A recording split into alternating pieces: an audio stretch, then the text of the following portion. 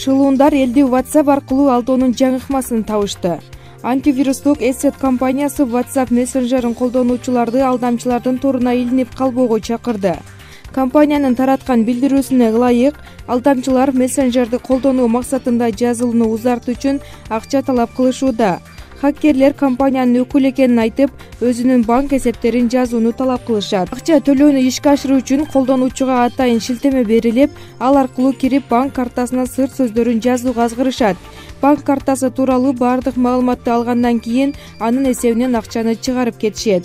WhatsApp буга чейин чындап эле мессенджерди 1 жыл колдонгондон кийин абоненттик акы алып келген. Ушундан улам көпчүлүк колдонуучулар буга алданып калышууда. Компания акы алууну 2016 жылдын январынан тарта токтотуп, мессенджерди акысыз кылган. Ысык көл районунун Кызыл Өрүк айылында жол кырсыгында 9 адам жабыркап ооруканага жеткирилди.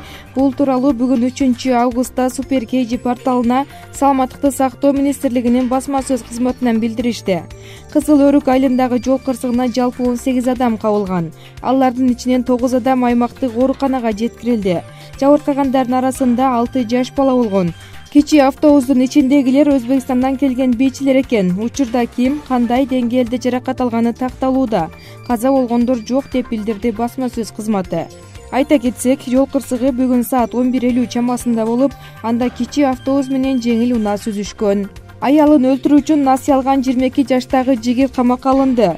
Орусиянын Ленинград облусунда жашаган автосалондо менеджер болуп иштеген 22 жаштагы жигит мурунку аялын өлтүрүүгө буйрутма берген үчүн камакка алынды. Ал бул үчүн 150 000 рубль төлөөгө убада кылган. Киллердин ролун аткаруу үчүн атайын полиция кызматкери даярдалган.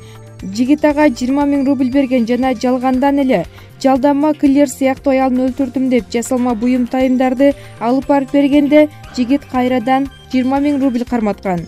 Көрсө аялдын өлүмүн аябай каалаган жигит банктан насый алгандыгы аныкталды.